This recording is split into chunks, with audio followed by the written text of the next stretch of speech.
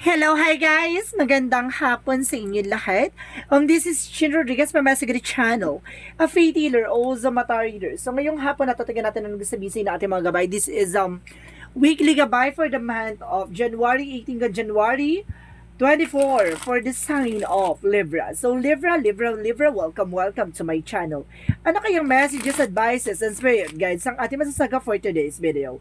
Kaya naman kayang energy or kaganapan sa buhay ng mga Libra signs ang ating mga hagilap. So guys, this reading is a general reading lamang, hindi lahat makaka-resonate.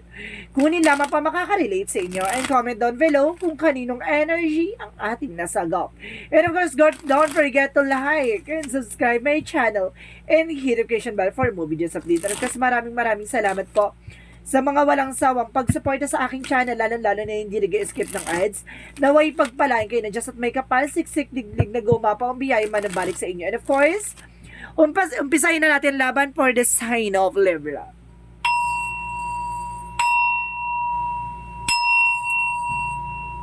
Angel Spirit Messages, give me an information. Ano kayang mensahe sa iyo ng ating mga kapatid na sa ating mga kapatid na Libra ang ating masasaga for today's video? So there is 3 of Wands. So there's a waiting for a ship, no? May mga bagay na hinihintay ka dito or may mga bagay na makukuha mo na, no? There's a result or there's a travel by land or by water. No, may travel ka dito. So let's see what is additional messages. And of course, guys, there's Queen of Cups. So there's an healing. Magkakaroon ka na raw ng healing dito, no? Maaaring yung mga matagal mo nang hinintay, makuha mo na. At the same time, kumbaga, may mga nararamdaman ka dito, maaaring unti-unti nang kumbaga makarecover. No? At the same time, there's a 6 of coin represent the financial windfall. Nauulanin ka na ng biyaya dito. Magkakaroon ka na ng balance. So, there's a give and take. Di na ako nasasagap dito. Kumbaga, pagdating sa relationship, balance naman sa inyo.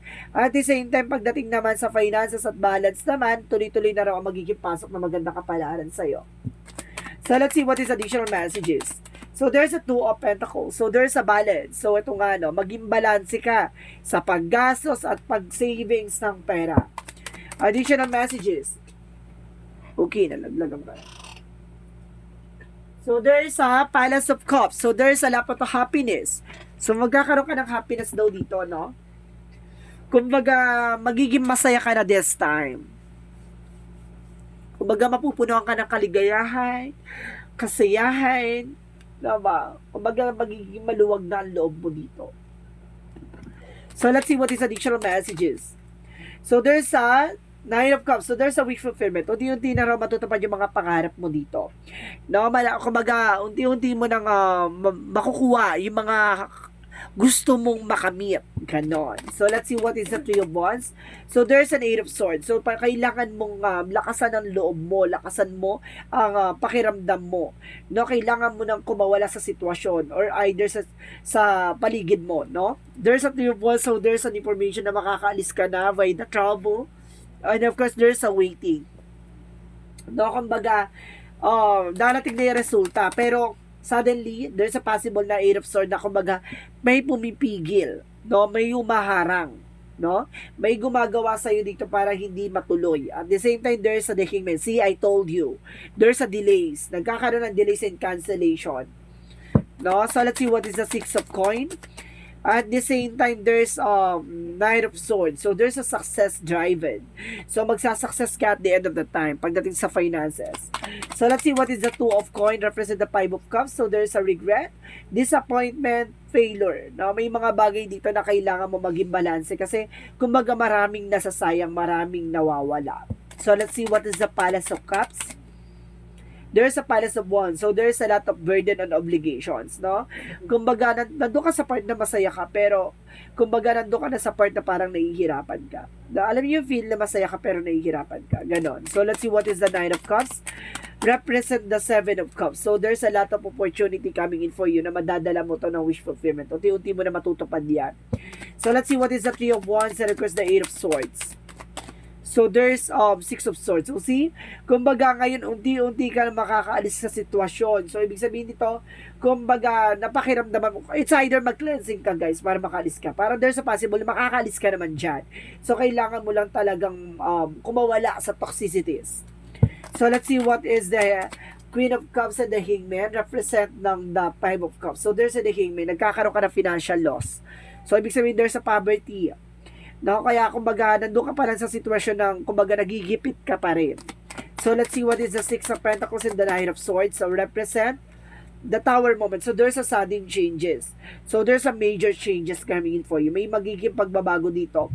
Maaaring nga, nandito na yung kumbaga hinintay mo na pagbabago. At the same time, there's an Eight of Cups.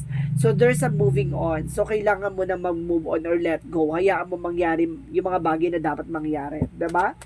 Kumbaga, wag mong isipin, no? Kumbaga, kailangan mong mag-focus and of course, wag ka magpapadistract. So, let's see what is the Palace of Cups and the Palace of Wands.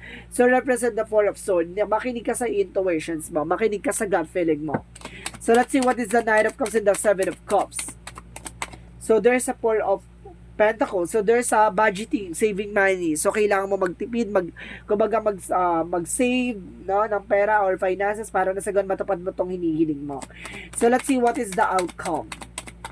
The Tree of Life. So, mayroong sanga-sanga dito na maaaring magkaroon ka ng bagong simula. Or baka magkaroon ng branches yung iyong negosyo, no? There's a branches ako nasasagap na magkakaroon ng iba-ibang, kumbaga, aspects yung, kumbaga maraming ano, no? Marami kang pagkukuha na ng finances dito. Resource of income. Parang gano'n. Maraming branches. Additional messages for career.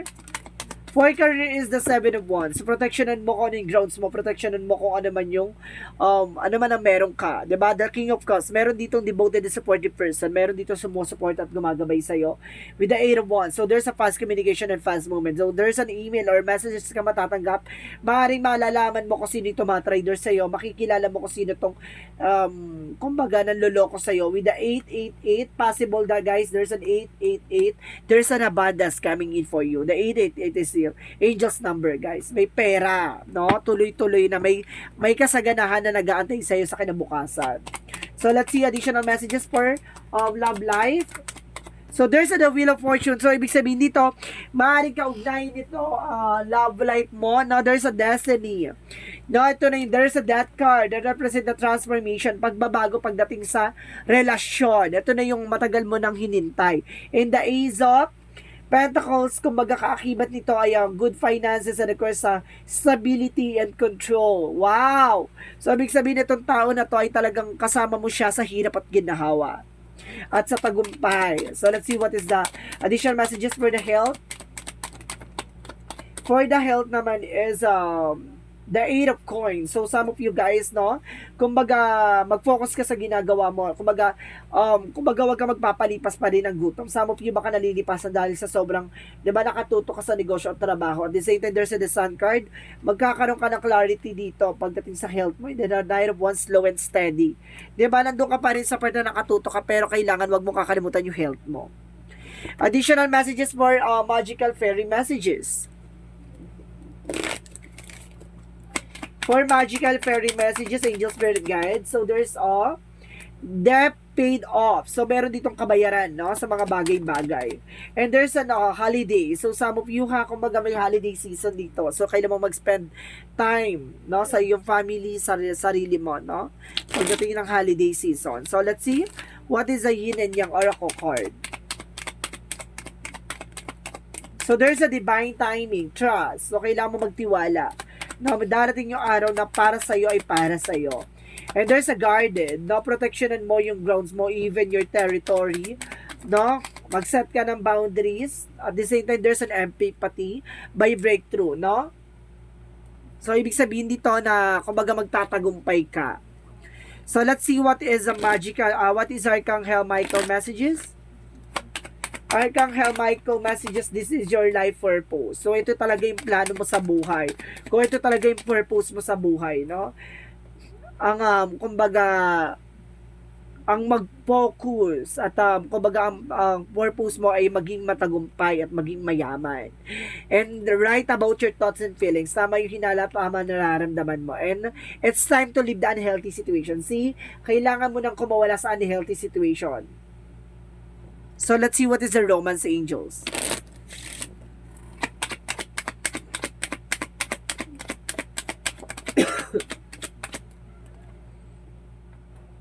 Forgiving and learning. So, ibig sabihin, kailangan mong matuto.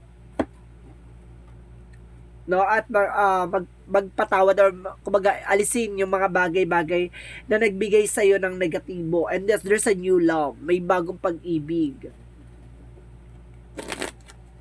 So there's an abundance for the chakra.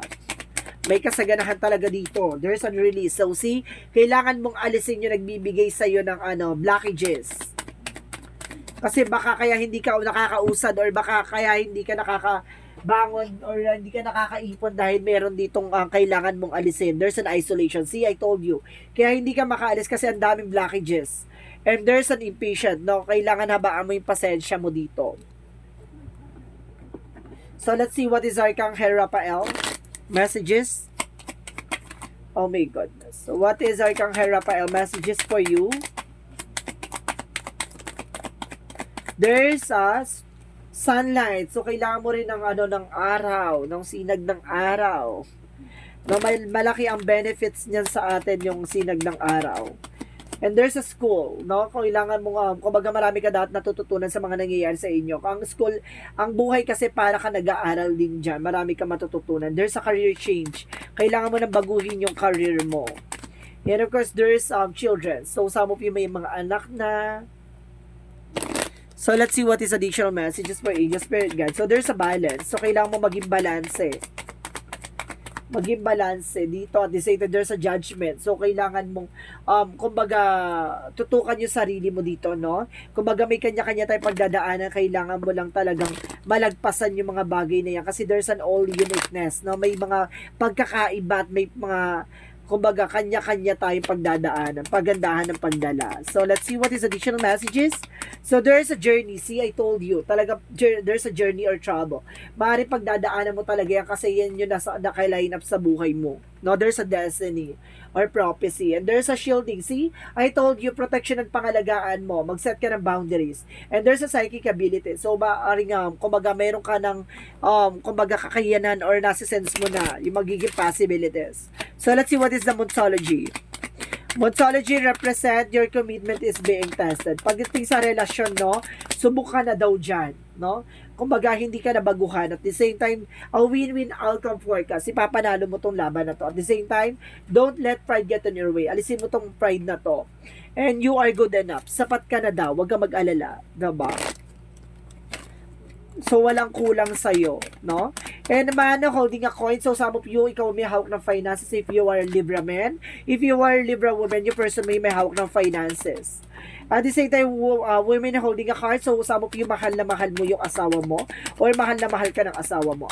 Appreciation. So, marunong ka dapat mag-appreciate yung mga bagay-bagay na kung ano man ang meron ka.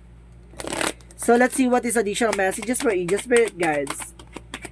And of course, there's the great severing. So, there's a conflict. No? Yung nagiging conflict dito, yung pagiging mainitin ng ulo mo. Iwasan mo yan. And there's a we the haters very deep love. So, meron dito malalim na kumbaga pagmamahal, di ba? Sa sitwasyon man yan o sa tao o sa mga bagay-bagay. So, let's see what is the Jesus loving quotes. Whatsoever shall ask the Father in my name, He will give it to you.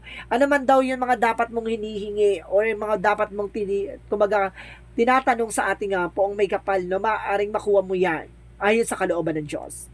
So, let's see what is the angel's number, angel's answer, guys. Mag-isip kayo na magiging question nyo regarding sa kung ano man gusto nyo itanong. There's a possible yes or no. So, let's see. Bibilang ako ng 3. 1, 2, 3. Angel's answer. Give me an answer for the question. It's up to you. Nasa sayo yan na ha. Kumbaga, ikaw ang magdidictate o ikaw yung gagawa ng bagay na ikabubuti at ikasasama mo. At nasa sayo yung sitwasyon. Kung magbabago ang sitwasyon mo, dahil yan sa'yo kasi nag-take ka ng action. And be assertive. Dapat alam mo sa sarili mo yung grounds mo. At the same time, there's a recovery. Makaka-recover ka at the end of the time. So, let's see what is the angel's number. What is the angel's number represent? So, there's an 11:11. I am awakening. So, sinasabi dito, the universe is arranging people and experiences on your path that help you succeed and helping you wake up to who you truly are. So, ibig sabihin dito, ginigising ka ng katotohanan o ginigising ka dito ng ating poong may kapal para sa mga bagay-bagay na nasa paligid mo. Kasi, kumbaga, pinapakita sa'yo kung sino ka talaga at kung ano talaga yung plano mo sa buhay mo at kung ano talaga yung purpose mo sa mundong ito. Ganon. Kumbaga, pagmulat, no? Minumulat ka. So, let's see what is the messages of life. So, there's a beyond limitation. So, see? Today, I exceed my own expectation. I open my consciousness to the infinite. There are no limitation. There is no end. Everything is unfolding on continuous now. Therefore, I open my thoughts towards a broader horizon. I look beyond my perceptions of reality. Beyond all barriers, create my own beliefs and fears. I am now open to the new possibilities. So, ibig sabihin dito, kumbaga, may mga takot at pangamba ka na parang takot ka sa magiging posibilidad ng mga kaganapan sa buhay mo. Ngayon, kumbaga, tanggap mo na yung magiging kaganapan sa'yo, wala nang lumilimita sa'yo, wala nang, kumbaga, hindi ka na nangangamba o hindi ka na natatakot sa magiging sitwasyon. Kumbaga, tinitignan mo na yung magiging cause and effect na situation at bago ka mag-take ng action. Ganon.